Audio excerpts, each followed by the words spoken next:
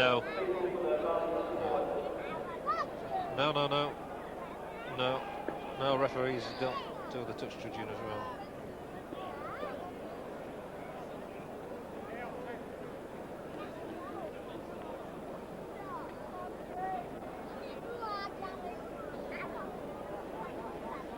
I think it might be a knuckle to there.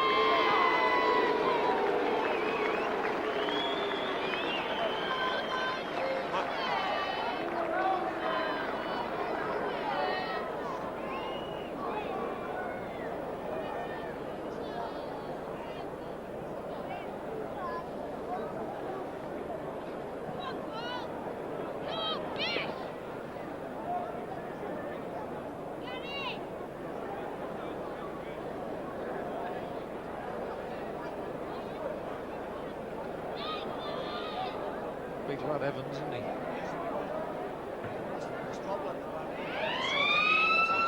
Puts weight on easily.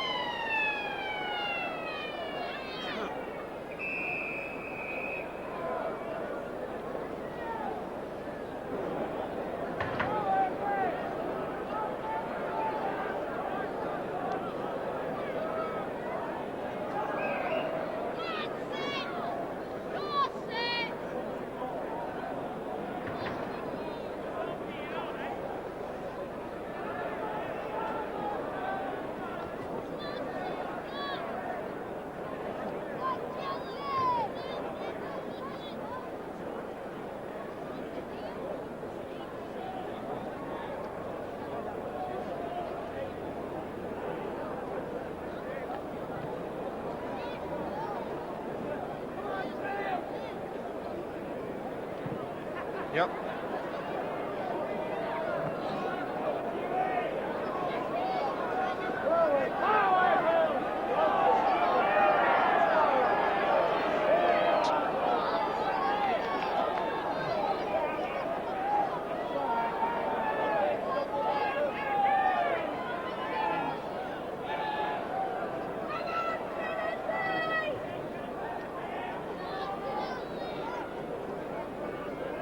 Thank you, Nick, and what a lovely afternoon it is here at Wakefield, a popular venue for us.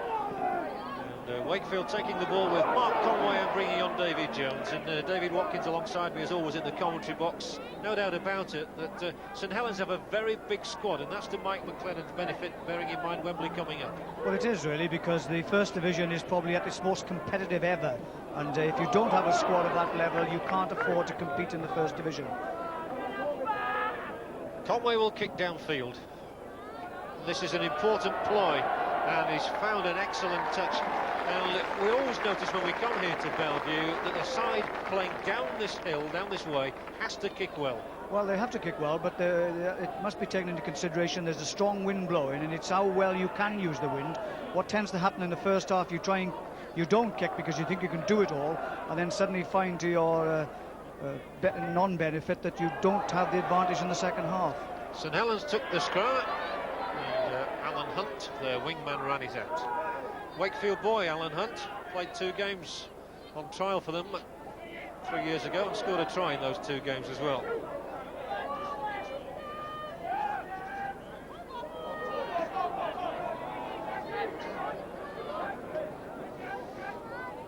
Stuart Evans, burly Welsh prop. Bernard Dwyer in place of Paul Groves today at hooker. Vivas sensibly opted to come left instead of right, and he makes a half break, throws it away, and Connolly did well, and kicks forward, and if Connolly gets onto this one, it could be the first score of the afternoon. He kicks ahead, gathers his own kick as well, and gets to a couple of yards out, and a penalty is awarded to St Helens. Tackle made on Gary Connolly, and very inventive stuff from the young fullback. Well, their intention is positive. They're going to Wembley, of course they are, but they really have to play well, and they're doing just that. Let's just watch. Vivas does kick ahead, Connolly chased it, but of course he's impeded before he has actually caught the ball, and the referee quite rightly in giving the penalty for Bishop now to attempt the goal.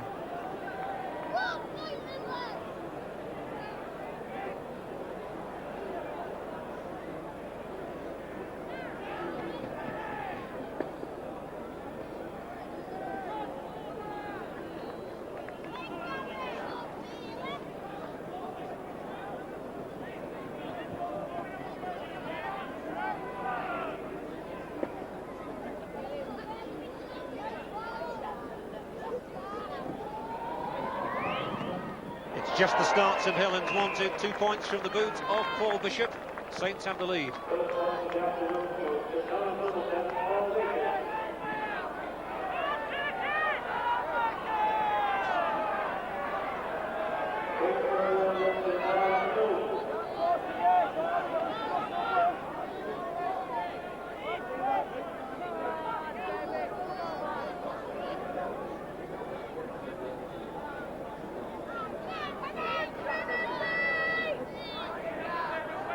I certainly got the mood when I went in the St Helens dressing room before the game, David, that there was a steely determination in there for this one.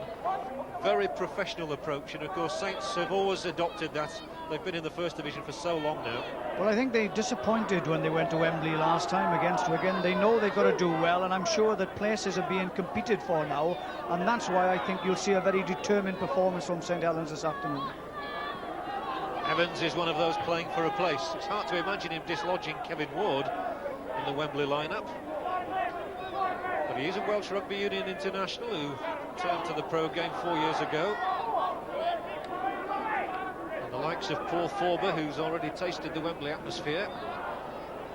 This tall Paul Jones will be after Wembley spots. Bernard Dwyer, the hooker. That was the last tackle. So the handover, and Wakefield really haven't got going as an attacking force yet, but they'll try now as fullback Gary Spencer comes into the line early. Nigel Bell to Mark Conway. Outside him is Chris Perry. We've seen Perry do well in matches for Wakefield this season.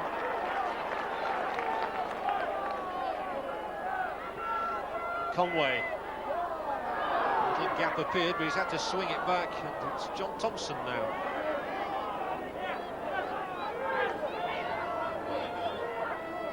Bell on from Conway this time for Mortimer, and now Andy Mason, who is quick as we all know. Andy Mason never really got much of a chance when he was at Headingley with Leeds after a short spell with Bramley first, but what a good player he's been for Wakefield Trinity. Gary Price this time. Conway, here is Perry, does well to get that ball away because he turned in the tackle. Spencer will keep them moving forward. Still Gary Spencer going. They're making the tackles, but the ball's still spinning out left. Oh, but picked up now, and Saints will come themselves with Alan Hunt and Tia Rapati. Rapati first with his hands on the ball. Well, that was a beautiful tackle by Alan Hunt then. He was out flanked 2-1, but he came in and took the man with the ball before he could look up and really killed that attack stone dead. It's lively stuff in the first 5 minutes.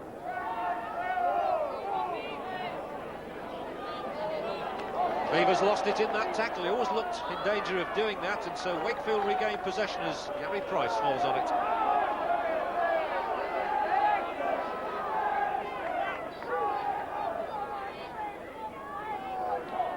Mortimer. This time they again prize them for Andy Mason to make ground down that left touchline, and both times Mason has come into the action. He's made good yardage. Well, he's a sharp fella. He's got an eye for a gap, and he certainly goes through it at full pace, and he's caused 1 or 2 problems already.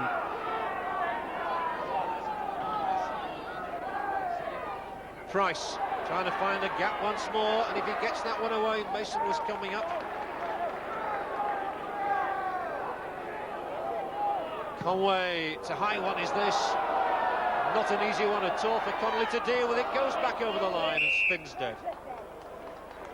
Well, Andy Mason completed his career century of tries for Wakefield Trinity with his 100th against Bradford Northern 2 weeks ago.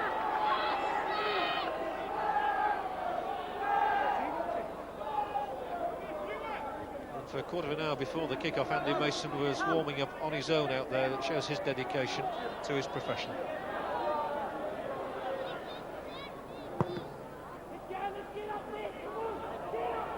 Mortimer's take. Here's Andy Wilson. First time for him this afternoon, and into the thick of things.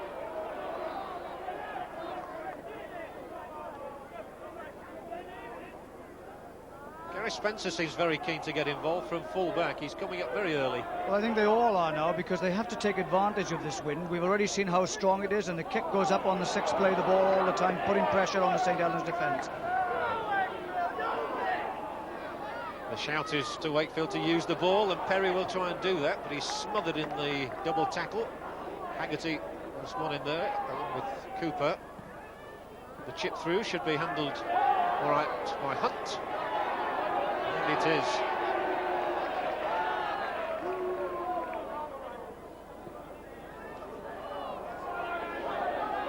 Here is that bruising figure, Roy Haggerty, trying to give an injection early on.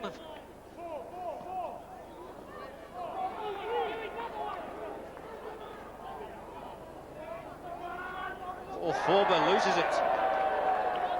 He's one of those who hasn't had much first-team action, of course, and that is one problem. Well, the problem they've got as well is, of course, with the wind, they can't kick themselves really to get out of trouble. The result of which they've really got to plunge forward with the man all the time, and they weren't very well organised, and the ball went to ground. Jim Smith from Halifax is not only our referee today, he will be the official at the Challenge Cup final between Wigan and St Helens. It's a great honour for him. First time ever at Wembley. And that offside decision has given Wakefield's Mark Conway the chance to bring the scores level.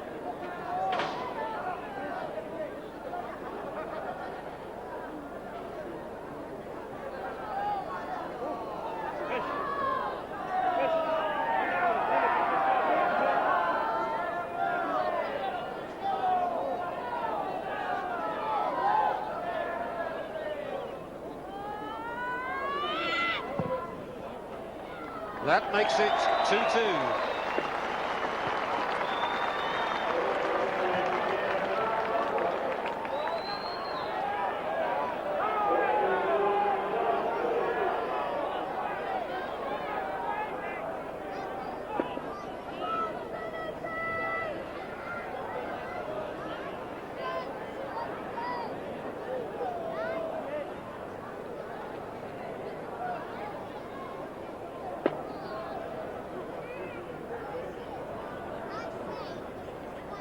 So status quo restored as Vivas kicks upfield once more. Straight to Conway, the point scorer. And here's once again David Jones, former Wigan St Patrick's player who had a highly successful tour of the South Seas with Barla last year, playing in all the test matches there. There's the likes of the Cook Islands and Western Samoa. Here's Gary Price, another highly promising young man, the 21 international.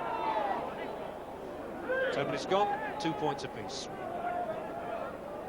And again Conway belting that ball downfield, and Conway this time, well, he did the sensible thing really, just nudged it to one side to control it.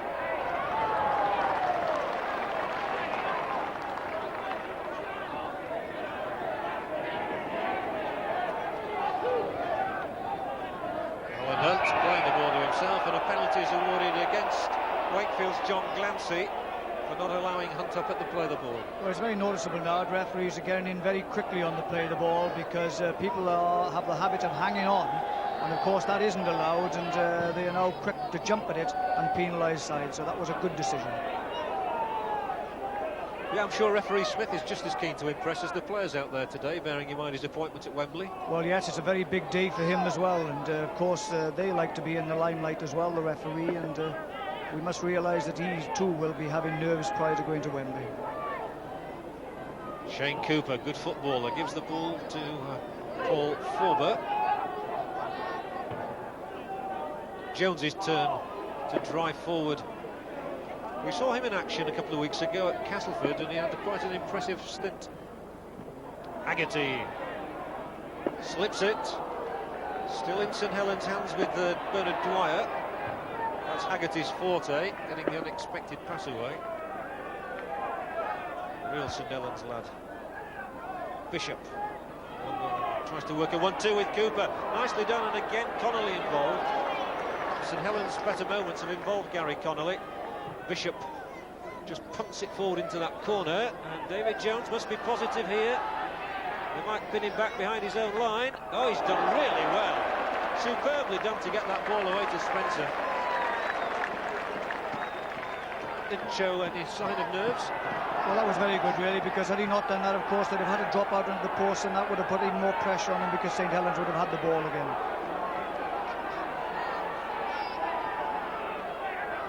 Bell and Thompson together there, two long-serving players here at Trinity. There's Bell once more. Brought forward today, but we've seen him at half-back and at loose forward. But they've got through 5 tackles already. No tries in the match as yet as Conway kicks down. And again, Connolly allows it to run, and it's going to go out, and he needed to make the catch. But you can really see, I mean, he is a very good kicker anyway, but you can see the advantage the wind has this afternoon behind the backs of Wakefield Trinity, and therefore they have to make the most of it. 2 excellent kicks put in so far by Conway. But on the previous occasion, Saints healed from the scrum, and it's there put in once again, of course. Will they heal it again? They will. Important that for them.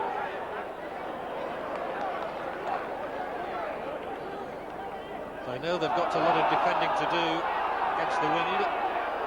Jones.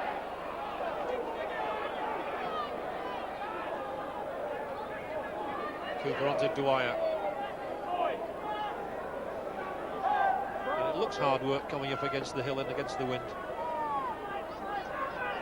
Now they try to stretch them with good running down that touchline, and it goes out once more to Alan Hunt, who's got a lot of tries this season, 19 in all. Sure, he'd love to add to the tally today. And Cooper brings it back for Connolly, and once more it's good progress, and Mark Bailey has got less work coming infield. Last tackle. So again, I would imagine they'll look to the boot of Bishop. Here he is now, and that's an awkward one for Wakefield to handle. Oh, Wilson, what a good catch. What an excellent take by Wilson. Well, that was brilliant, because there's no doubt at all, Paul Bishop is the master of this very high kick. He puts it up so high, makes it very difficult when he comes down under a lot of pressure, but he did that admirably. So it was a lesson for young schoolboys, that. Keep your eye on the ball, concentrate on making the catch, and he did just that. Just look at this now. I mean, it is a superb kick. It's put up in the air. Look at the pressure underneath it already. Spencer moves it back as well, across rather. But look at that. Man didn't take his eyes off it at all. Took them out of a very precarious position. This one is going to sit up for Gary Connolly. That's how he prefers it. And he nearly broke the ranks. Andy Mason clinging to him. 15 minutes gone, 2 points apiece. Cooper, there were yells for a forward pass, and then he stopped, stood still, and Connolly shows it. It's wrestled down round the neck.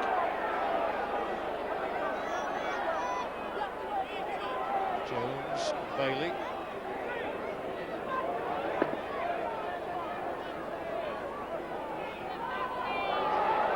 Not an easy one to take, and Hunt pinned down by Wilson again.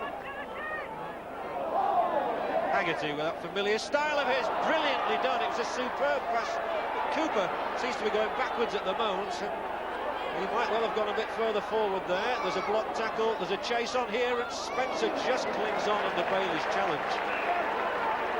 Penalties awarded to Wakefield. I was a bit surprised in Shane Cooper there. That's twice he's been in possession. I know he's been looking for the support, but he seems to come backwards without having the conviction to go forwards. Well, at least he did link up with the people, I suppose, really, because had he gone on his own, he might have been lost altogether, but he did look for the people. But on the other hand, St Helens are not very moving forward, not very quick, and result of which Cooper has to do that on 1 or 2 occasions.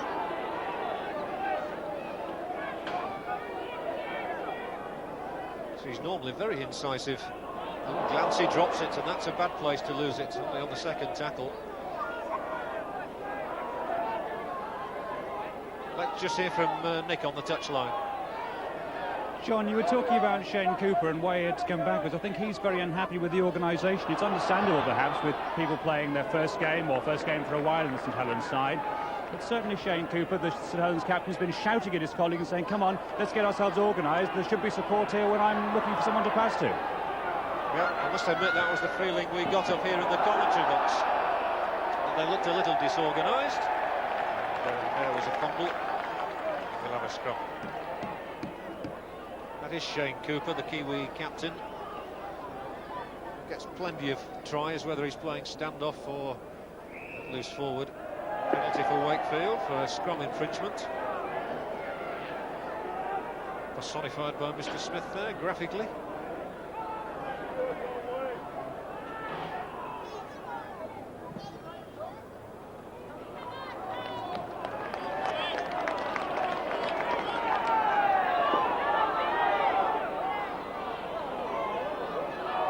Andy Wilson dancing in and out of defenders.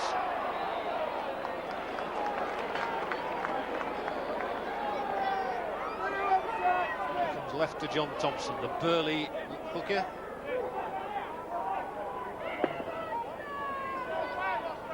Conway trying to kid everybody. They come once more with Perry. They're not finding it easy to make yardage at the moment. Some solid tackling so far, but Thompson knocks Cooper away. The man spun off his body. 5 tackles gone. 1 to come. Conway, this time they do keep it moving. It goes through the hands, and he's got to get rid of the ball, otherwise it'll be a handover. So it was lost once more, and Evans picked it up. Standing still a little bit. The shout from St Helens supporters down beneath me here. Come on, Saints, back up. Bailey. They do seem a bit leaden-footed. They do, actually. There doesn't seem to be, as Nick was saying from the touchline, much organisation. I can understand Sean Cooper's frustration. They've lost the ball now, and Wakefield had taken it over. Yeah, that was Jones, and there was nothing wrong with the way he took the ball. Sometimes, of course, you can be penalised for pinching it, but not on that occasion. Price, along the line, Jed Byrne. Now Conway, the longer one out is to Andy Wilson, who tried to get around Hunt. This way and that they go. It comes to the right again now. Going through the hands, Price, and Helen's covering is good. So Perry loses it, and really both sides making a lot of mistakes. Bailey, we needed to slip it to Quirk. If he had, they wouldn't have stopped the wingman. Well, believe it or not, there is a lot of pressure. Of course, they still need the 1 point, at least Wakefield Trinity, and Saints knowing full well that some of the players perhaps are trying too hard to impress. Yes, that question about St Helens having looked a bit disorganised. Of course, they are without the likes of Kevin Ward, Paul Loughlin, John Harrison, Paul Groves and Jonathan Griffiths today. George Mann on the bench, I'm sure, would normally have been having a rest. He might have to come on at some stage. That's a really loose one. Bishop, fortunately for Saints, was there, and Connolly manages to keep possession. Now Rapati has to kick. It's a strange game halfway through the first half. Only 2 penalties registered in the match. Neither side has really got into any rhythm. I think that's it in a nutshell, really. There is no rhythm. Neither side are playing to any particular pattern. They're just moving the ball willy-nilly, just moving it around and hoping that somebody will be there rather than somebody positively being there. Conway. Very for Price.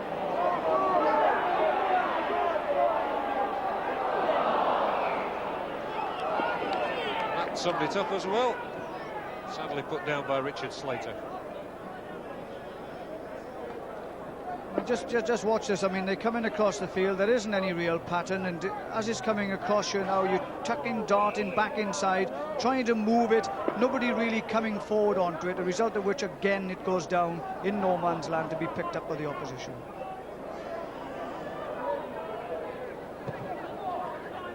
I think the elements do play a big part in any game in sport, and the wind has got up, and that is posing quite a few problems. It's St Helens on the attack with Stuart Evans.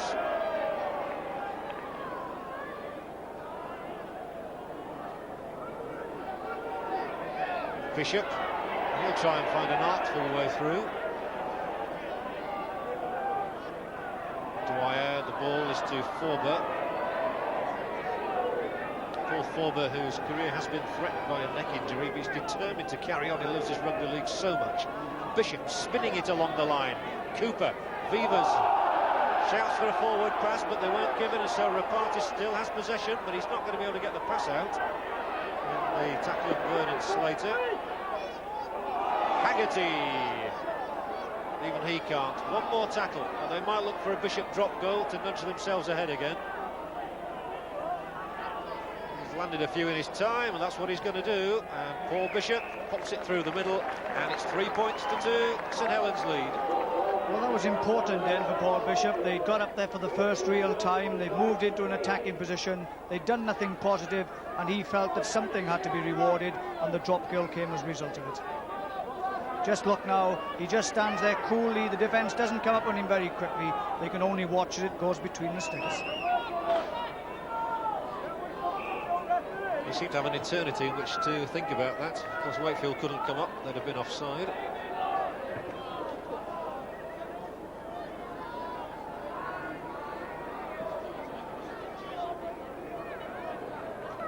Stuart Evans has gone off on the far side of the field for some treatment. George Mann is on instead of him. There is Evans, who's never been lucky. He's had a few injuries. It's a consoling pat from Jeanette Smith, the physiotherapist.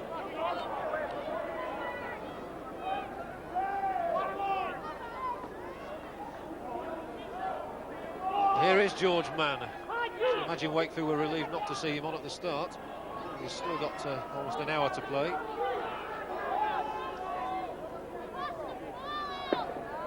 They miss him out this time, and Bailey, well, must have had some butter on his hands there. It just stuck. Here is Mann.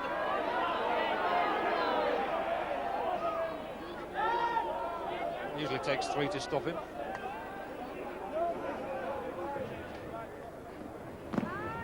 Bishop's kick spun away, it touched the Wakefield player, but Andy Wilson only too happy to get it and straighten up, and this is exciting from Wilson. He's got support alongside him as well. Oh, he threw it away and just gave it away to Paul Jones. Otherwise it might have been a score for Wakefield, and as it is, it's St Helens who bring it away with less work. Well, that was disappointing because he made the most of a very poor kick by Paul Bishop. He left it at the last minute and really sliced a grub ahead. Wilson picked up, ran down through the middle and really made nothing. Just watch the way he comes down to the middle, which catches everybody a little by surprise. Now, instead of hanging on to it because he's now made inroads into the defence, he should have held it here instead of trying to throw it away because the pressure was on the Saints' defence. Andy Wilson will be disappointed with that. It was a good opportunity for him. The news from the St Helens bench is that it's a knee ligament problem for Stuart Evans. More bad news for him. An excellent kick upfield for St Helens, but Spencer's just going to keep it in play.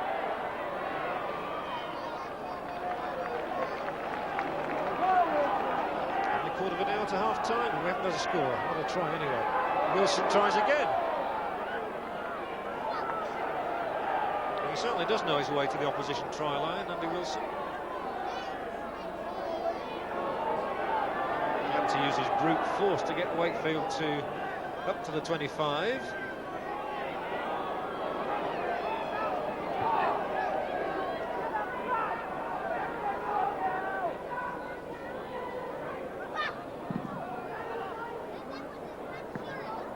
Conway won't find a touch with this one. He's found the hands of Connolly.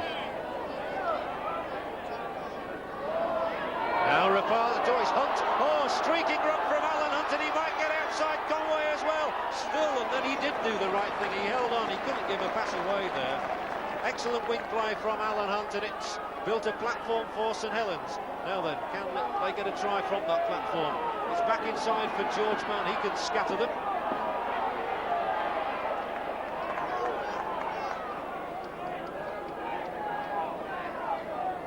Been some clean breaks in the last couple of minutes, which is encouraging to think that we might have a try before long, one way or the other.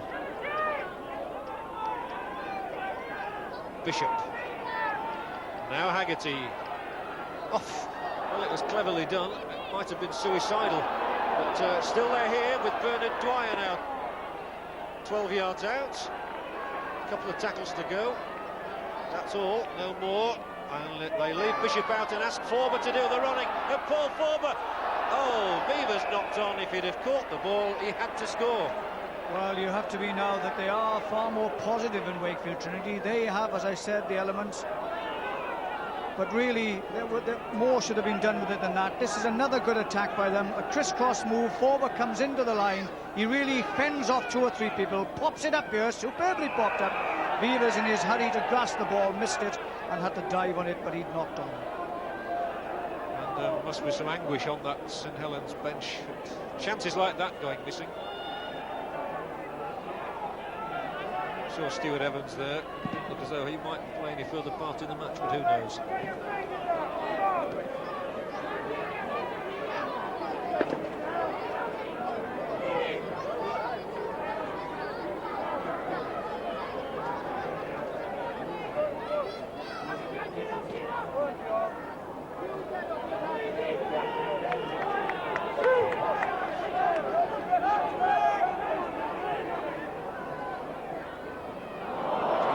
It's really sloppy, and although Price picks it up, Wakefield must be disappointed they didn't put things together more cohesively than that. Well, they really are throwing away opportunities. They've taken very little advantage of the win because they've allowed St Helens to run the ball at them far too often, and that's been because they've given away too much themselves. They now concede a penalty.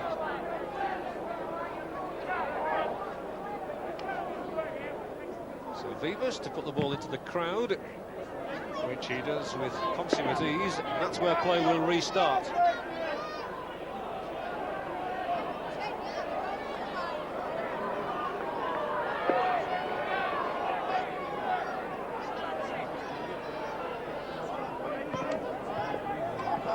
Now we've got 2 balls on the pitch, everything seems to be going wrong, and Haggerty might have been distracted and puts it out. Everything's going wrong in this match so far, and he looks exasperated, and no wonder. Well, it is disappointing because you can see some of the moves that are there for the taking, but the players are taking their eye off the ball. And one wonders, perhaps it isn't the wind as much as it is it's just rank bad play by a number of players.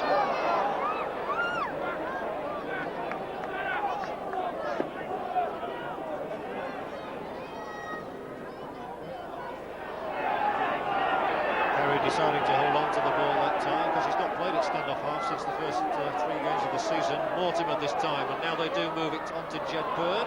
He's held in the tackle of Rapati.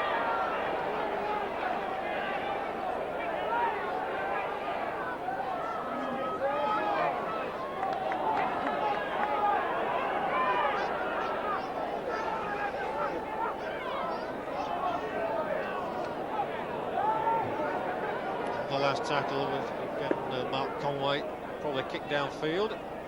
No, he didn't have the time to do it, so it's Mortimer's turn to do that. It's not a bad effort. Oh, excellent catch. Well, Alan Hunt is a fine cricketer, funnily enough. He plays in this district, and that was a cricketer's catch. Well, he is a good all-round player because he's a strong runner, he's a very good defensive player, and he really has impressed on Saints' run into Wembley.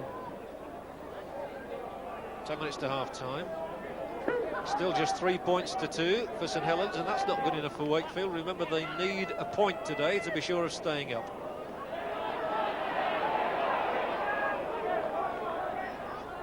They would expect to overcome Rochdale Hornets in their last match, but they don't want it to go that far. Bishop putting boot to ball, and it spins. Will it go over that white line? It will. Superbly judged once more. Well, Bishop, his dad wasn't a bad player. Tommy either, was he, David? No, he was a brilliant player, and Paul is a fine kicker, actually. Some of these up and unders he does really does put snow on the ball, brings it down into the heart of the defence for the attacking players to get to as quickly. Wakefield heel it, but referee Smith wasn't happy with the scrum and says, can we have another go, please?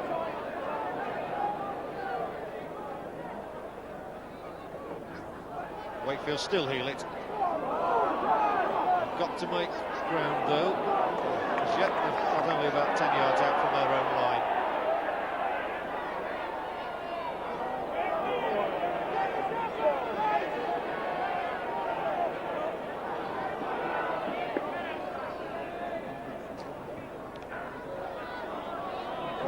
Richard Slater will work his way to the 25. Glancy, he should cross it. That's good play from John Glancy. One of the most consistent forwards that Wakefield have had in recent seasons since his move from Sheffield. Conway, downfield it goes. Connolly chases, he's no need to bother, I don't think. Oh, has he? Well, no, it still beat him. It always looked as though it was going to do.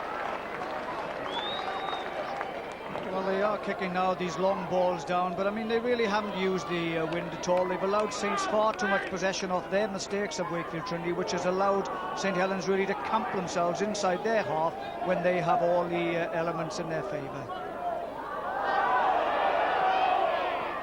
Saints took the scrum. Vivas with the ball. Up the middle they come, and can they make some ground up here? Les Quirk just holds on. Has to go the other way, and now he comes through the middle, Quirk. Well, he scored a few long-range tries in his career.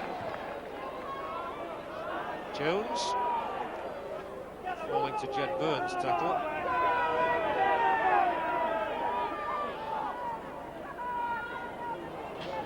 George Brown saw that there was nothing on that way, so instead he comes this. He really was a star in that semi-final victory over Widnes. Roy Haggerty.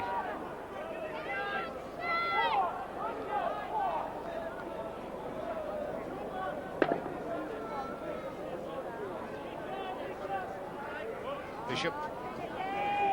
Cooper reversing it for Paul Forber, who's made 1 or 2 good runs in this match so far, but 5 tackles already gone through. So Bishop again, belts it up in the air, and it's a swirling kick this time. Jones. Off he goes, past Vivers, but he caught the ankle, and that was good enough. Andy Mason, we don't see much of him after the opening couple of forays, but he's spinning away from tackles again.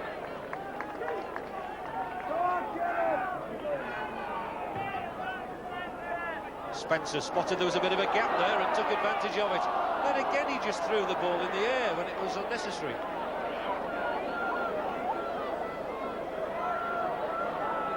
There really hasn't been any coordinated effort. David Topless has got a lot of talking to do in the dressing room at the interval.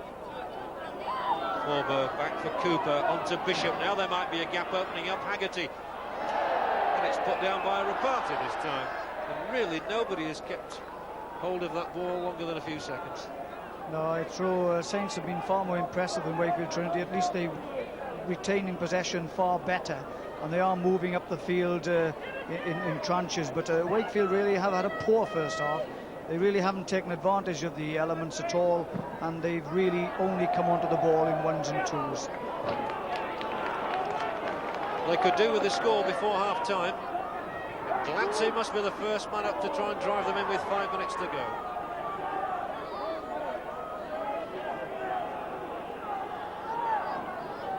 Conway. Price slips, unfortunately. John Thompson is a good old warrior. He'll keep plugging away. You think he was in the squad for the 1979 Cup final. Nigel Bell, and I see glances coming up on Mortimer's shoulder, but it's come the other way, and now Conway tries to spread it. Perry looks for an opening. There's none there. Can Wakefield get that try in these last 5 minutes of the half? Gary Price, shoulder down. Last tackle. Neither set of supporters very happy at the moment. Conway might make the Wakefields a little happier. No, it's Connolly who picks it up, runs it out well, and keeps coming to the 25.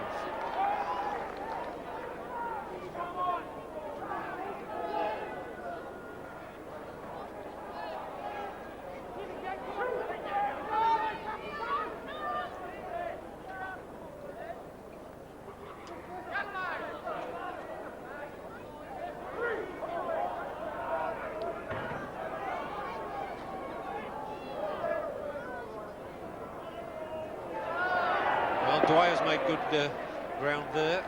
I saw there was just half a gap and he went for it, got through. So it's Saints finishing the half strongly. Coming up with Vivers, who gets into a gap, and this is better. And Phil Vivers goes, and he's got Quirk outside him. He lobs it back inside. Rapati takes it. Rapati goes for the try line. Rapati scores. Fine try by St Helens, and coming just before half-time. It's the psychological boost that they were looking for. Vivers made the inroads. Rapati crossed the line. Well, this try has a lot of class about it, because Vivers goes for the gap here, but he doesn't use Quirk on his outside. He throws it inside. That's good backing up by Rapati, and it's his legs just outstretch the defence to get over near to the post.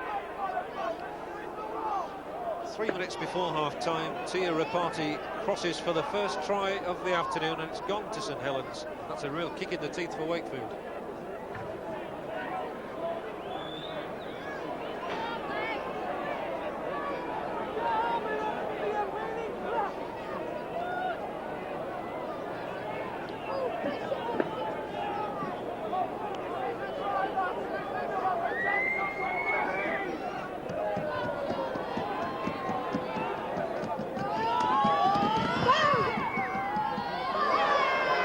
Swung wide, so Bishop unable to add to the tally, and it remains 7-2.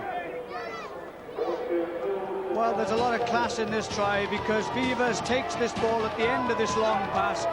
of Cooper. Just watch now, he goes for the gap. Now the wings, they hold back off him here. He uses Quirk as a foil on his outside, pushes away the defence, then throws a long ball inside. Now that's good backing up. Spencer can't quite get there because he was waiting for the ball to go out to the wing, a result of which Rapati takes it over and leaves the defence behind. Paul Loughlin, I would have thought you've got to try there, but you ought to have been further ahead from the possession you've had. Yeah, I mean, Wakefield's tackled really well, and that's why the score's what it is now.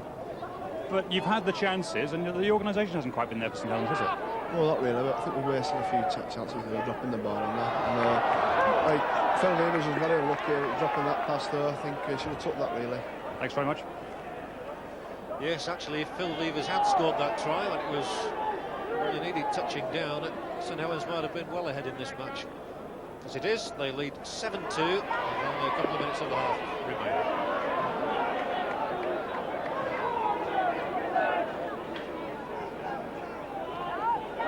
Jones.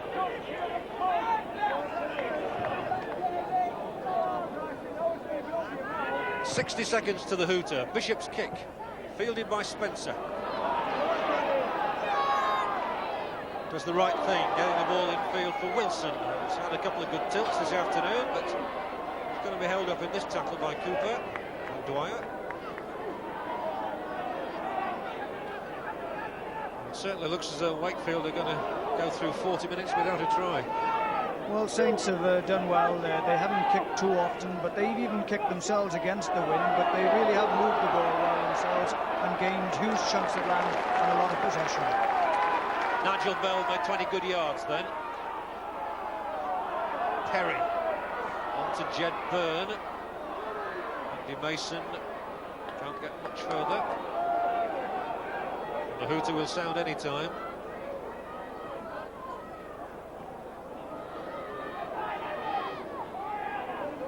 One tackle to go, and we're moving it into time added on for stoppages in the half anyway. A long ball from Conway, and Andy Wilson might yet get in here for Wakefield before the interval. Still Andy Wilson, the pass is for Chris Perry, he scores! Chris Perry for Wakefield, right on half-time, taking advantage of that break from Andy Wilson after the long ball out from Mark Conway had opened up the Saints.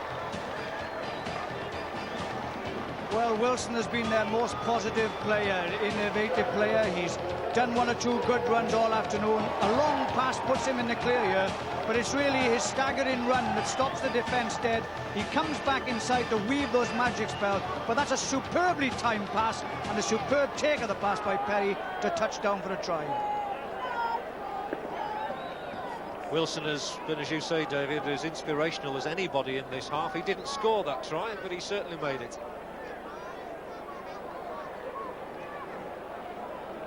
This kick could nudge Wakefield in front.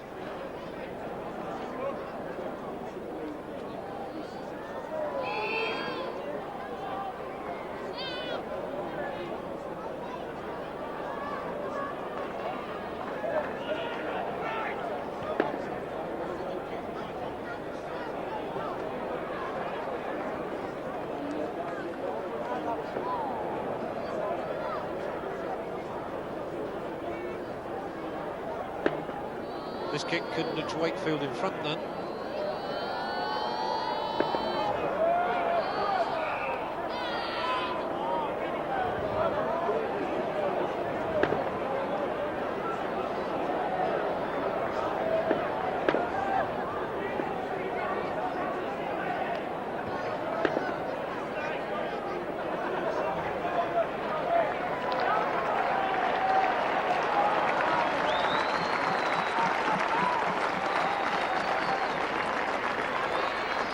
This kick could nudge Wakefield in front. And it's successful. And Mark Conway takes Wakefield Trinity into an 8-7 lead that looked very unlikely a couple of minutes ago. Well, it's the long pass here by Conway that really took out two men in defence. It gave Andy Wilson another opportunity to run, but really he made something out of nothing because there seemed to be enough defenders there, but he weaved inside and outside people. Superbly timed pass. Perry takes it and scores and gives them the lead. Nigel Bell might not come out for the second half. He hobbled off there as the hooter was sounding, looking rather disconsolate. And without beating about the bush, it wasn't a very good half at all. Certainly not for the first 37 minutes of it. And then those two tries, first by Rapati for St Helens and then Chris Perry for Wakefield, have livened it up no end. 8 points to 7 then at half-time here to Trinity. We'll be back with the second half after this break.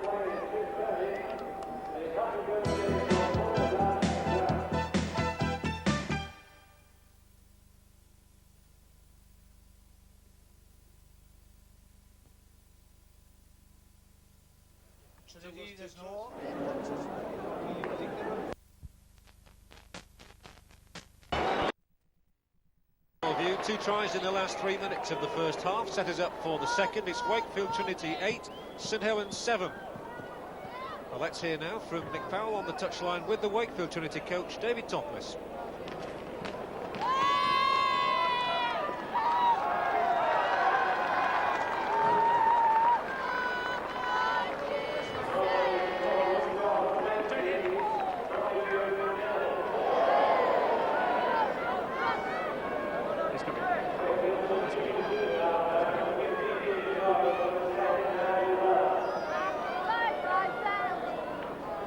David, I would have thought a very disappointing performance in the first half. Well, first half we didn't control the ball. That's the trouble it's been all season. But we used the wind to good effect. But that try just in half times give us just the tonic we need. What's the situation regarding Nigel Bell?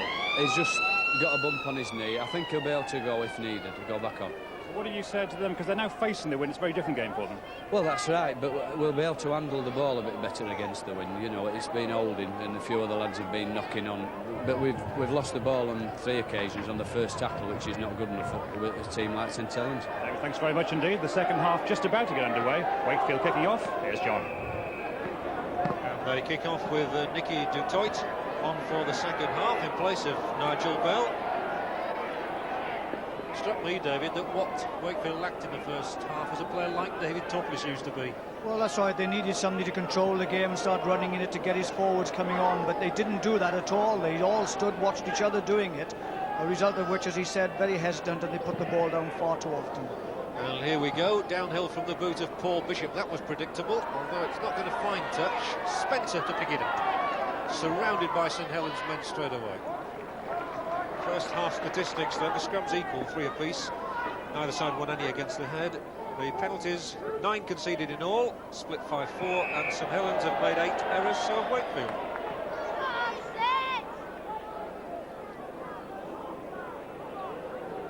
The first penalty of this second half goes to Wakefield.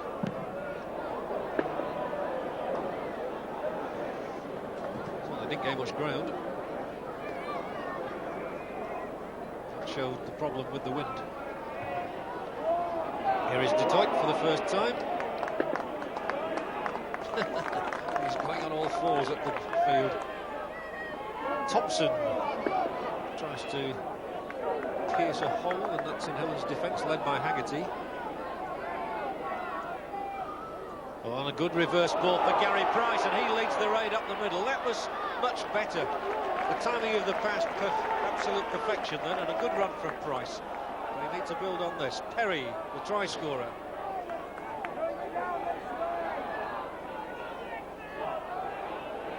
Still gets the ball away for Richard Slater, and Slater has come well and made very good ground there before he falls to the tackle of Gary Connolly, but Wakefield have really set themselves up here for a good start to the second half.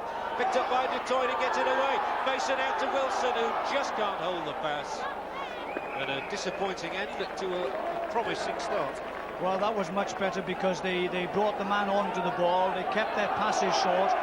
This was a long ball out here, and it's quite amazing here. Although it was a bad pass, really, it was picked up well by Dutoit.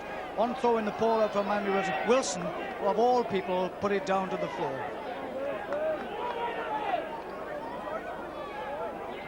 Bishop along the line this time. Cooper, shorter ball. Beavers back inside is George Mann, and he sets off. And that's an important tackle made on him by Slater.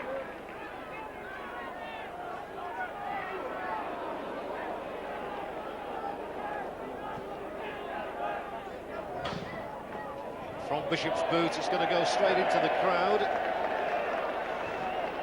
That's not the best kick. It might take one or two for him to start to judge it better.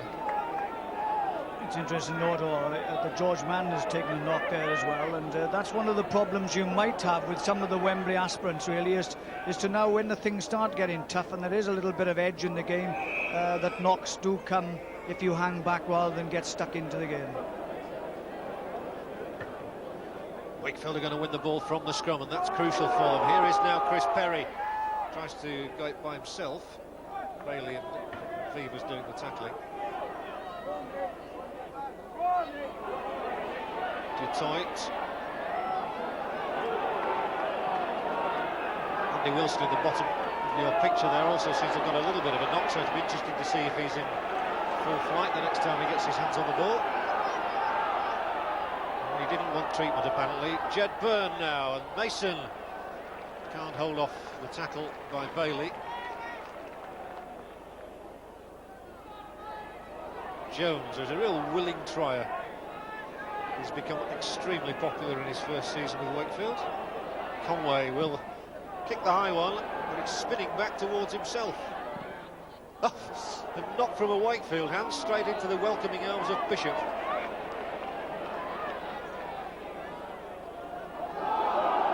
Cooper.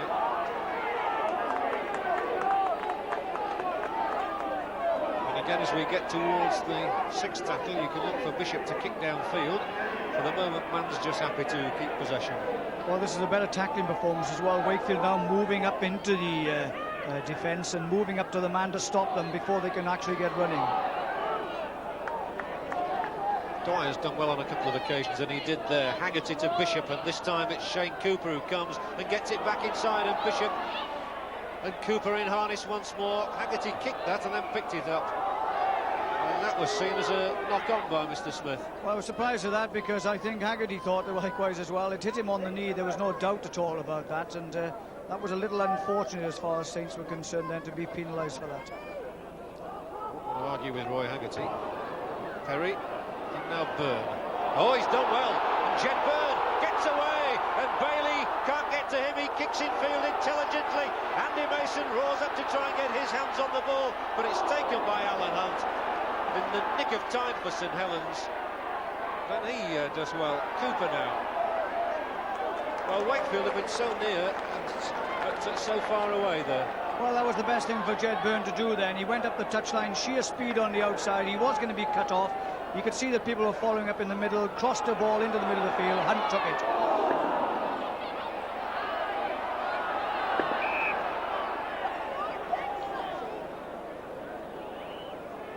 Just watch this now. I mean, he really does push off Bailey here. His sheer speed now, carrying the ball on the outside to have his arm on the inside to hand it off. Doesn't need that. Kicks ahead into the middle of the field. It's a bad bounce for Wakefield, but it's a good bounce for Alan Hunt as he zooms in and takes it away. It's only a year ago that Jed Byrne was playing for Wigan against St Helens and scoring against them in the Premiership semi-final.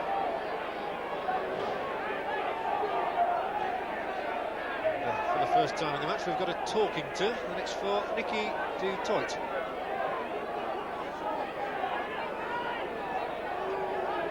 He only knows one way to play rugby league, and that's aggressively. Penalty awarded against Wakefield, though, and it gives Saints the chance to get that ball down into Wakefield territory. Vivers takes that chance with a good kick. Play will restart then, halfway inside Wakefield's half, from Dwyer to Haggerty. Wily customer.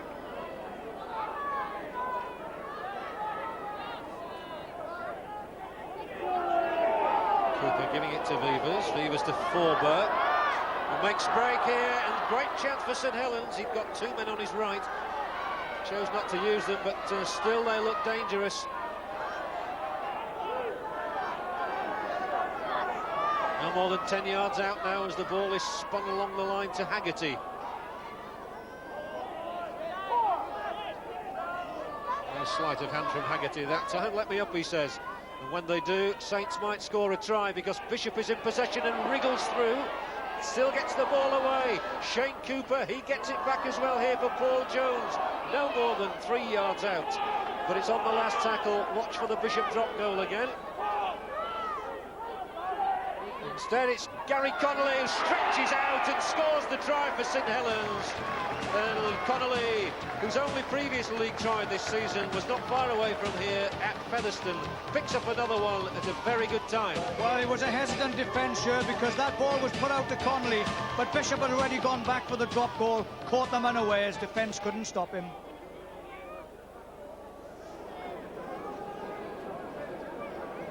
Eight points to Wakefield, 11 now to St Helens. And the Wakefield team stand and listen to their skipper Mortimer, perhaps. Actually, there didn't seem to be much talking going on there.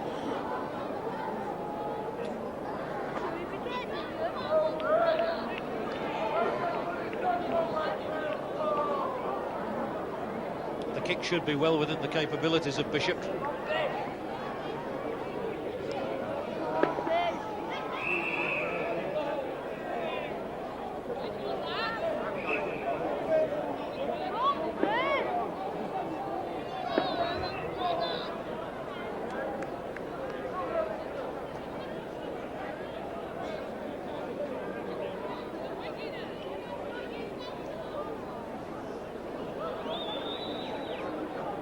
Bernard Dwyer enlisted to put his finger on the ball. It should be within the capabilities of Bishop.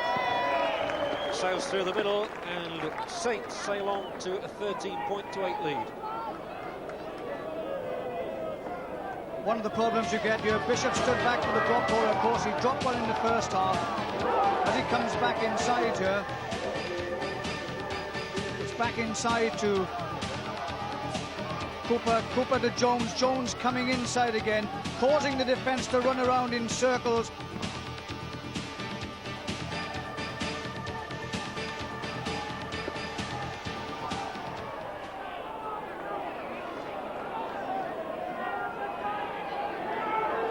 Man again. 10 minutes gone in the second half. Saints have added 6 points to their total. We've got to really fancy them coming downhill in this half.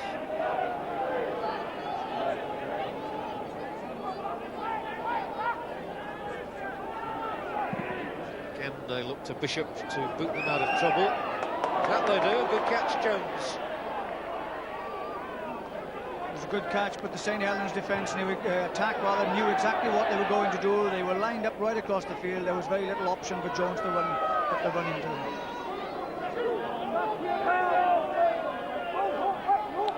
Thompson this time.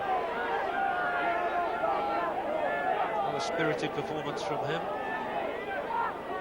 Wakefield have a lot of work to do yet to get that 1 point they require to ensure First Division safety. Dutoit has taken them, though, to the edge of the 25.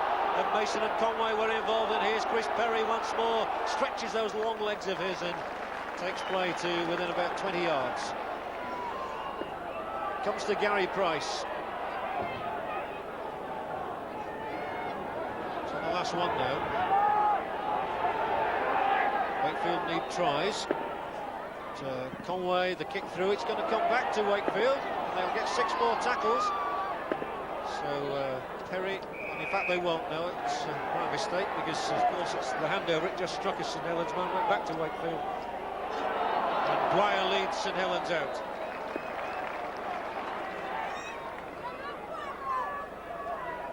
Haggerty.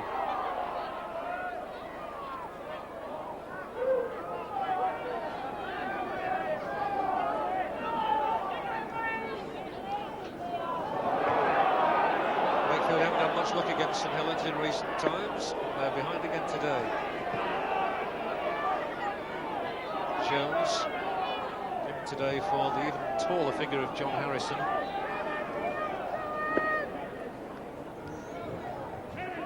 Bishop along to Connolly, the scorer of that second Saints try.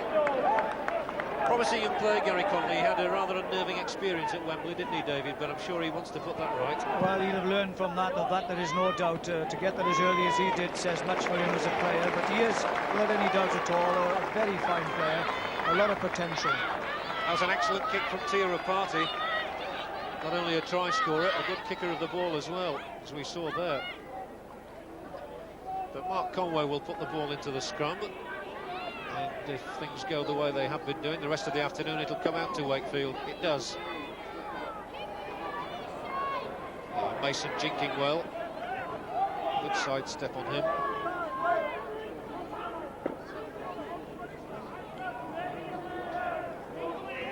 Du Toit has foraged well since he came on.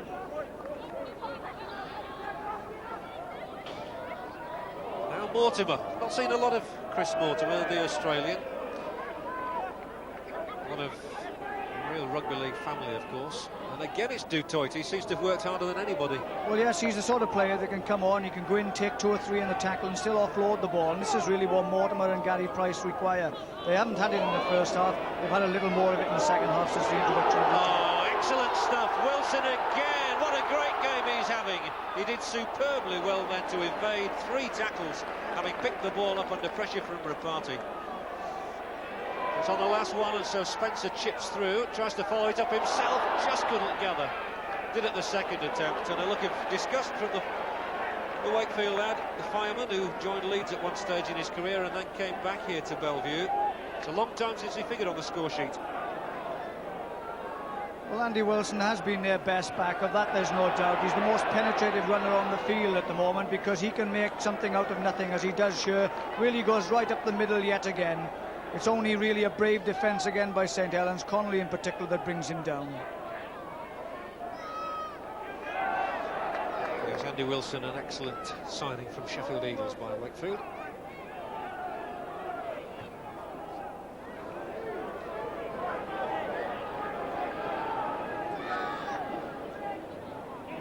Cooper for St Helens, along to Haggerty. Switches it cleverly back in field to Cooper again, and now Connolly is linked up there. There's just that little bit more pattern about St Helens. Yes, there is, and you've got to look to Shane Cooper, because Cooper really has directed most things for St Helens. He's superbly timed passes, and he's always there to link up between back and forward. Bishop picking it up and giving it out here to Les Quirk now. Last tackle, a lot of the Wakefield fans cursing Mr Smith because they said that there was a forward pass in there. Bishop won't worry about that, he'll simply find a touch.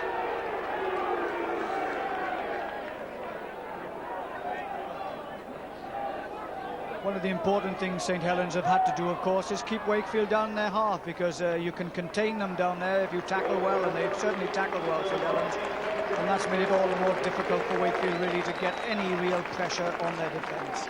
Chris Perry, socks rolled down, goes to sit on the bench alongside Nigel Bell, and that's allowed Tracy Lazenby to come on. And again, he looks to have got a bad knock. He's certainly feeling the pain.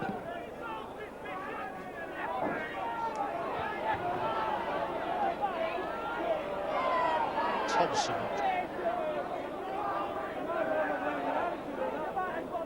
Still 13 points to 8. St Helens in the lead here at Bellevue.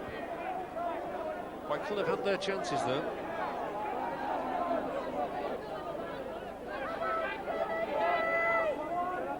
Lazenby there for the first time. He's a good footballer, and he figured in the move, which ended with the ball in the hands of Du Toit, and here he is once more. Lazenby.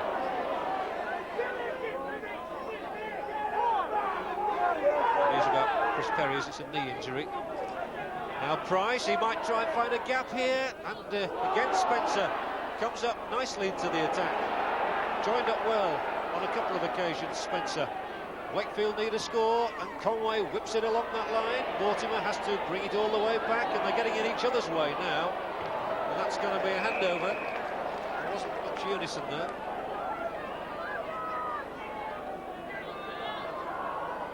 They really do need somebody inspirational in the middle of the field, really. Somebody who can really take on the defence and make the openings for these strong running forwards to go on. What is happening at the moment, most of the forwards are having to run into that opposite number, a result of which St Helens can more than adequately cope with it all. Still Wakefield 28, St Helens 13.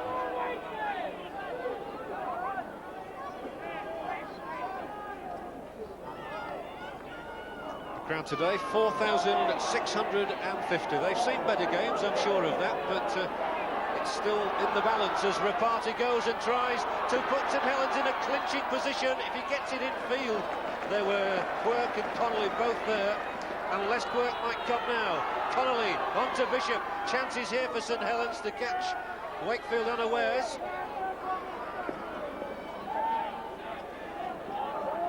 Again, we've gone through to the last tackle, and again Paul Bishop will think of a drop goal, and it soars high and wide. Well, he has taken the most of the opportunities. He knows himself, the more points they can get on the board, the better as far as he's concerned. But that was a fine run by Rapati, because he used Les Quirk really as a foil all the way down that touchline to gain some 30-40 metres. Yes, Rapati's been one of St Helens' success stories on the day, I think.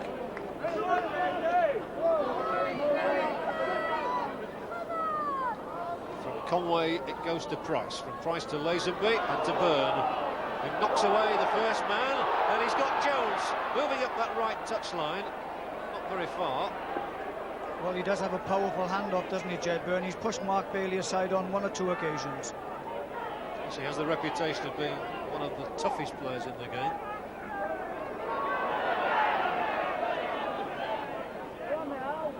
Conway's ball on to Spencer this time, and he has made a good break here. And he looked to his left. If he looked to his right, Conway was there. But Spencer's done quite well in the second half for Wakefield. Yes, he has. He's always eager to look to join the three-quarter line, and he's one that's made a few breaks. Here's Mark Conway, and Conway gets to within a few yards, and Andy Wilson might just make it. No, it's back for Andy Mason. Can he get to the line? In it comes to John Glancy. They're not going to stop Glancy. No try given. It wasn't grounded. Mr. Smith was right there, and in Connolly's tackle, Glancy couldn't ground it. He really looked as though he ought to have done as a prop forward. Well, that was their best movement to date. They really caught the St Helens defence here. It really was a good run by Mark Conway. He really outstretched the defence here. He was half held. He put it back inside to Wilson, but he put it. This goes down on the floor and is picked up by Andy Mason. And Andy Mason dodges, comes back the other way, pushes it out, and really he should have put it down here. His strength took him over, but he did lose the ball. Yeah, despite the Wakefield fans booing, Mr. Smith was right there and saw the ball had been bounced, and you could see the exasperation on Glancy's face. So St Helens are still in front,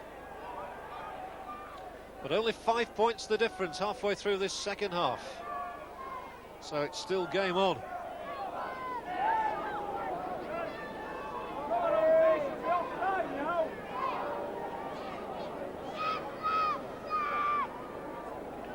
Bishop might just chip it through and follows through himself and gathers it. He's got a man alongside him. Forward pass given now. And Cooper throws his hands in the air and says, what more do we have to do? He was alongside Bishop. He thought he'd timed the run to perfection. Mr. Smith ruined it for him.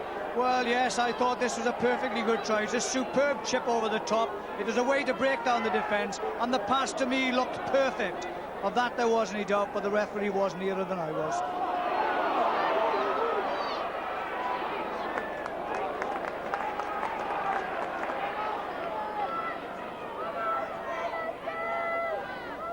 St Helens will rue the fact if Wakefield end up winning the day about that one. Instead it's Andy Mason to come and feed Wilson again. Which way is he going to go this time? Can't get past Vivas to start with. Lazenby now, they might open them up through the middle. Good running from Slater. Mortimer can't hold on though. The ball was knocked back, so Gary Price did the right thing in picking it up. Jones takes it from him. Well, they've kept this one moving all right. Oh, until Dutoit lost it, and it went to George Mann, who said thanks a lot. I think what happened then is that Dutoit saw that opportunity and saw so many Wakefield players and wasn't looking for the man coming behind him, and was knocked down, lost the ball, and again St Helens have got it. Jones, who's worked hard in the second half, is Paul Jones. So another Wakefield mistake leads to St Helens having the ball in their possession. If they got another try, it might be curtains for Wakefield. Especially if they were to get it close to the post and go 11 points clear. Bishop switches the point of attack. That was forward, not much question about that. Nobody would argue. St Helens are going to make another substitution by taking off Tia Rapati and bringing on David Tanner. goes Rapati, scorer of St Helens' first half try. On comes David Tanner. And here he is now. He's got the ball already, and he's done well. Ooh, that was a bit high from Bird, and the touch judge has come on. The referee is going to say that there was nothing wrong with that, despite the fact the touch judge is on. Well, there'll be a conversation between Mr Smith and his touch judge here, and I think the referee will say, I was closer than you. Well, there was no doubt he was upstairs, and although Jed is showing that it was along the shoulders, he probably didn't hurt him, but there was no doubt it was a high tackle. It'll be interesting to see what the referee does here. He's given St Helens to play the ball.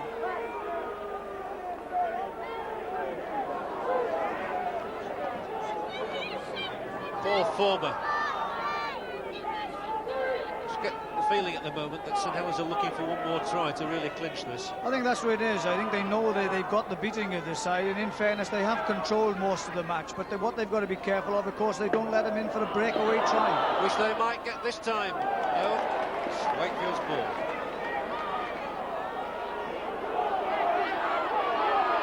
Toit once more. Oh, and it's going to be picked up by Bishop for St Helens. 6 tackles from here. Beavers. Man, good ball. Alan Hunt goes, and fine tackle on him. Very important tackle by Mortimer too. Man for Beavers. No ground made this time.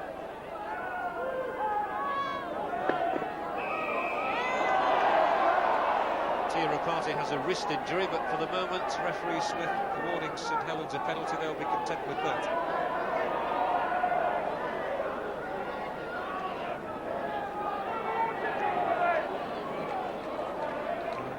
The option is going to be taken for kicking at goal. And Tanner, as a right-footed kicker, will have the opportunity rather than Bishop, who's a left-footed kicker.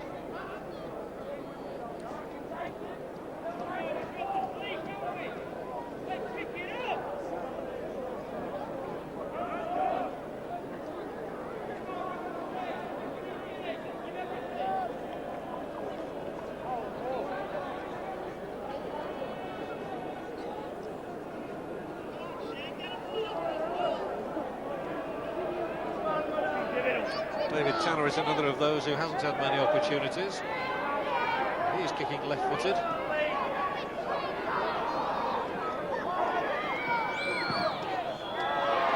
So going to land short, but they might still score from it. No, good catch there by Richard Slater.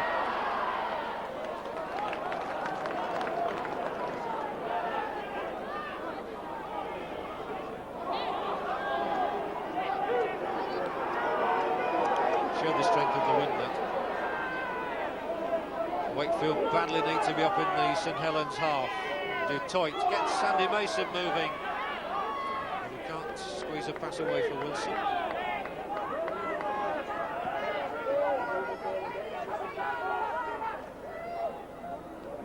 Mortimer. Ooh, that was a gift.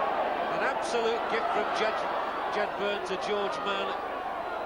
And if St Helens score from this, they'll really regret that. Well, it just shows the lack of organisation, really, currently in the Wakefield side, because no one knew who was going to take that ball. One half went for it, and the other one had gone past it. Again, it turns up in St Helens' possession, and again, they can put more pressure on the defence. They've 3 more tackles to try and conjure up a try. Bishop. Long to Cooper. The longer one is for Les Quirk. He'll try and take them on the outside. And Les Quirk does score this time. Yes, says referee Smith. Quirk is one of the strongest finishers in rugby league. Over he goes for his 23rd try of this season, and the one that might finish off Wakefield on this day. Well, it's quick movement away from the play of the ball. Another superb pass by Bishop, but an even better one then, really, from Shane Cooper. And Cooper puts Quirk on the outside. He really leaves the defence stranded and scores a superb try. He's a centurion in try scoring in rugby league. And it's a miracle that he's not really won honours in the game, more than one Cumbrian appearance.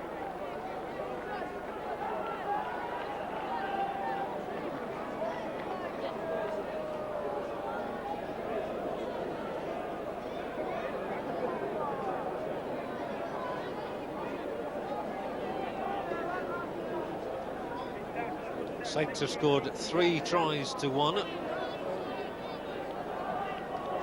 Paul Bishop. Difficult kick.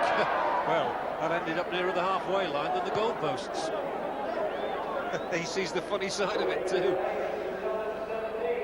17 points to 8 though. St Helens are in front and Wakefield have a lot to do to salvage anything now. Well, it's quick passing here, but it is 2 superbly flighted passes. One from Bishop, one from Shane Cooper. Really puts Quirk on the outside of the defence. Now, Jones has trouble containing him here. They do catch him, in fairness, just at the flag, but it's too late to stop Quirk going in for a super try. All down to pace and power. Got the ball again as well as Quirk. This time, his power can't stop him being funneled over there, almost out of play. Just about kept his feet, and he too, like Bishop a moment ago, saw the humorous side of all that.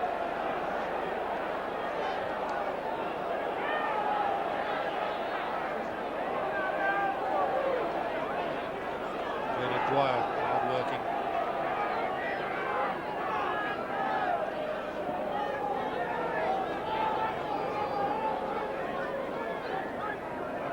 Bishop.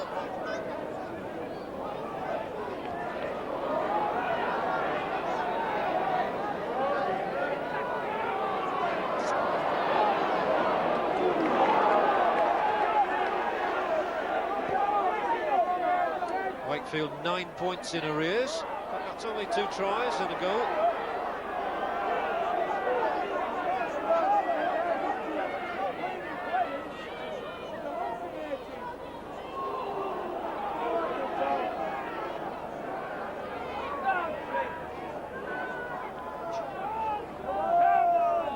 Lazenby, good tackle by Vivas.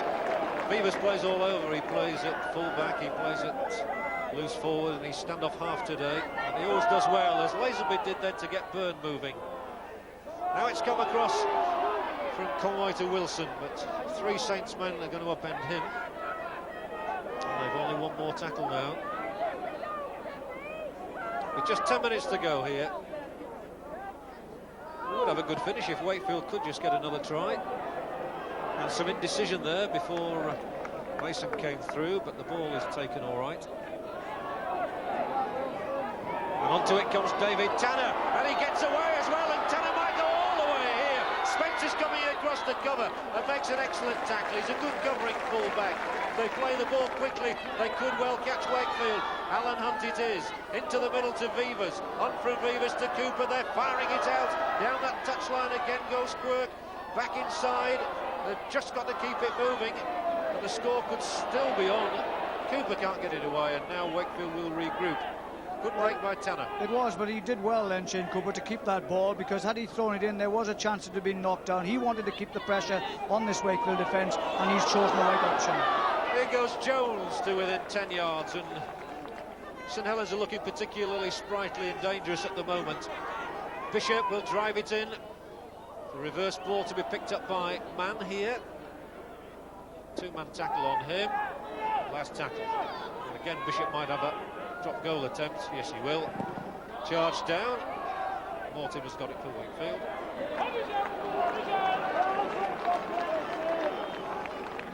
Well, the Saints really have always looked for the opportunity, and the opportunity arrives here. What a run this is now, coming right down the middle on the outside, taking the defence with him. But watch now for Gary Spencer's tackle, because it is a superb tackle. He comes across and knocks him down with a copybook tackle. Yes, that was perfection. Glancy dropping the ball, and the offside if Wakefield had picked it up, so it's going to be a scrum. Yet another mistake. Saints might have a chance here to get in for a 4th try as they win the scrum, and Haggerty drives it in, looks for someone to pass the ball to, and there's nobody there. There is now Connolly. It was still all right, was that, because he hadn't been held in the tackle. Connolly keeps going. Haggerty is so adept at slipping the ball in the tackle. On to Mann and to Cooper. Mann once more.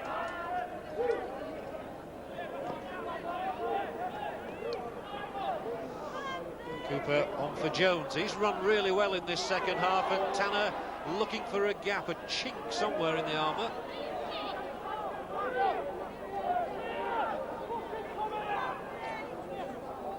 Wakefield, it's all about defence for them at the moment as Paul Forber drives in. 2 tackles to go. Back it comes once more. Haggerty goes for the drop attempt this time, and he is successful. So Roy Haggerty gets his name on the score sheet. 1 more point, but it takes St Helens on to 18-8.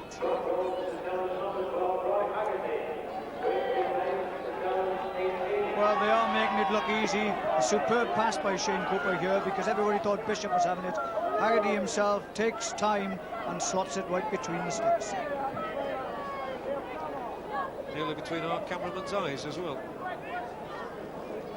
Haggerty has made an impression once more.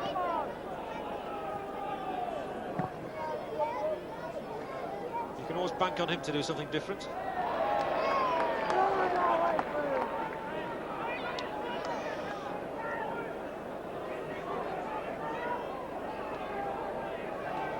Only 6 minutes to go, 10 points the deficit, and it doesn't look as though Wakefield are going to get that 1 point they need to guarantee First Division football at Bellevue next season.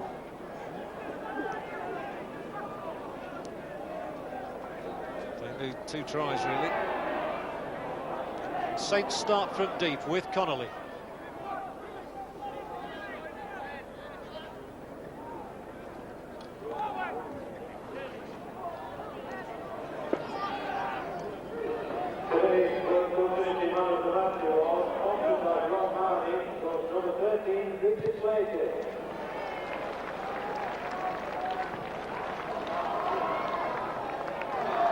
It's a marvellous kick downfield, it really is, and it takes St Helens to within 15 yards of the Wakefield line. Paul Vivers really has been a stalwart for St Helens over the last 7 years.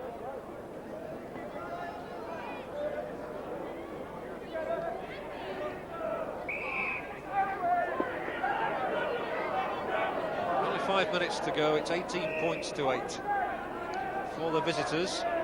So another win for them on their way to Wembley, if they hold on to this scoreline.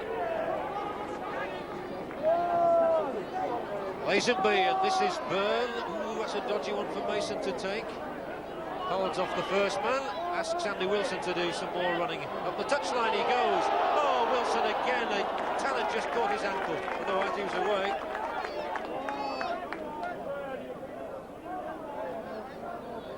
Toit.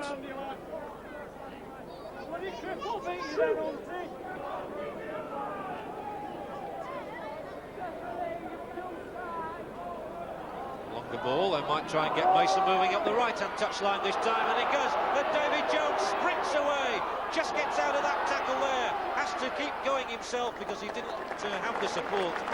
Excellent work by Andy Mason and by Jones in harness that time. And there are chances now for a Wakefield score. Oh, it's put down by Slater.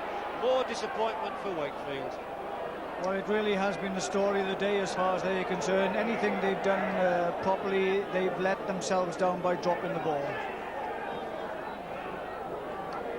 It's enough to drive a coach mad, as I'm sure David Topless testifies. Yes, they have been disappointed. I mean, Andy Mason has done well. It's a superbly timed pass, and Jones runs well because Bishop looks to have him in his sights here, but slips down and he pulls himself out of the tackle. It's the joint efforts now here by Bailey and by Gary Connolly. But when the ball is moved from this situation yet again, it was put down to the ground and another opportunity was lost. And as you said, David, it really summed up the day for Wakefield, I think. Well, they've been disappointing. They took the option of having the win the first half. They never used it properly. Their forwards never really ran onto it, a result of which they've disappointed right throughout, really. Again, Saints will probably kick now on the last tackle, and Bishop will do just that. Straight this time. Spencer unable to take it first time, does this time though. And kicks ahead intelligently, tried to regather, couldn't, and Bishop turns around him with the ball. Bishop's had an excellent match for St Helens, as indeed as Shane Cooper, two important members of the side.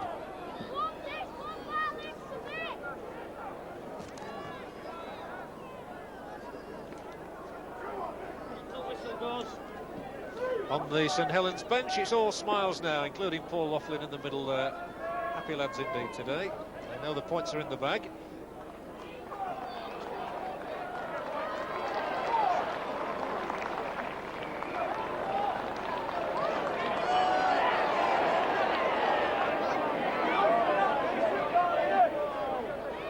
Vivas does nicely.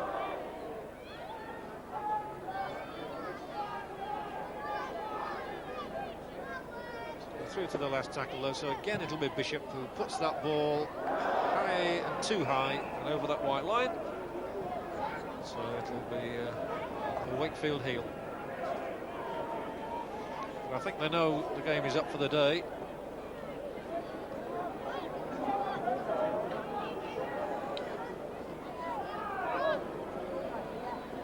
Only a minute left. It's certainly not been a classic this, and perhaps nerves playing a part on the Wakefield side. St Helens have just been that bit too good for them.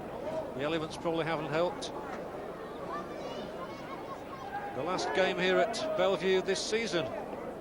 Wakefield were rather hoping that they might win their remaining fixtures today and against Rochdale to qualify for the Premierships, but it's not going to be that way.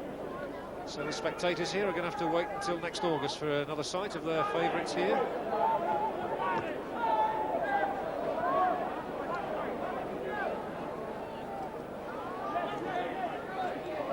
That's a better ball. Wilson has another go. He deserves a try on this day, but the ball goes to ground. It was picked up by Andy Mason, but St Helens will have it as we come to the final hooter. Only seconds to go as Jones drives it towards the halfway line.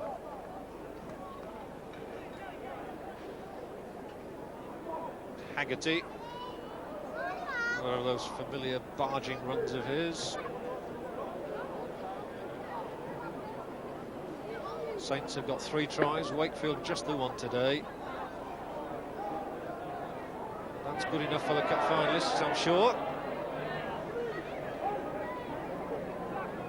As we move into time added on in the game, and Cooper will kick through here, and Vivas might regather this, and there could yet be another St Helens score. Good movement along the 3-quarter line. Alan Hunt goes for the corner, Wilson chases him, Alan Hunt dives in, plunges over that line, and St Helens round off their day in style with Hunt's 20th try of the season.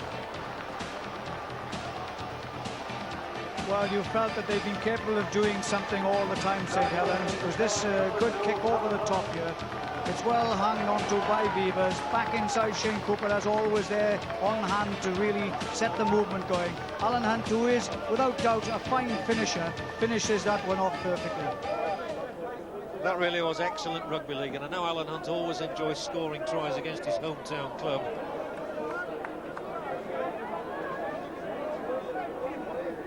He's scored against them on a number of occasions now.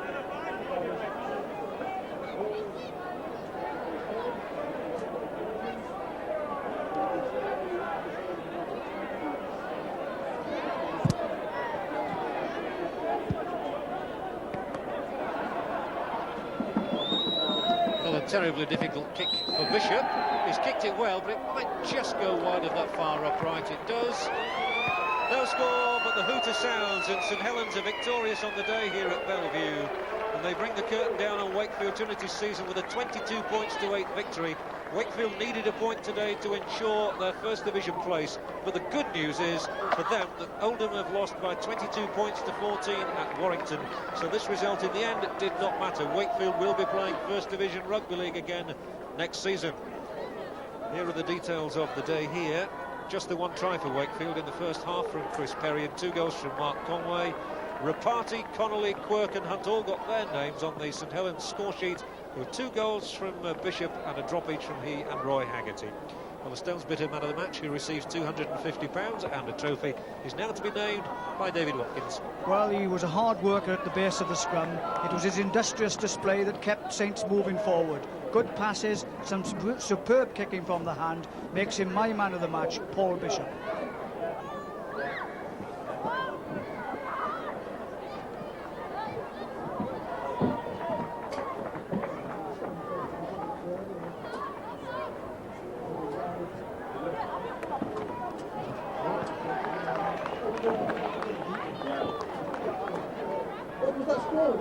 R-O-P-A-T-I. Okay, I'll see you down by the...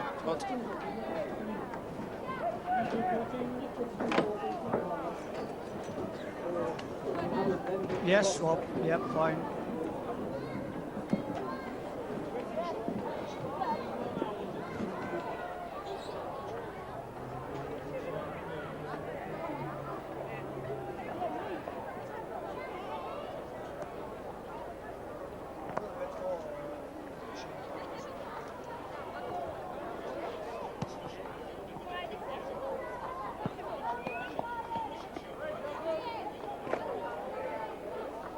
That's the thought, David. Actually, Bishop will probably show more in the edit, won't he? Personally, I think Cooper probably edged it, but I think that Bishop will show more in the edit. Yes, Robert. Of the last try, yeah.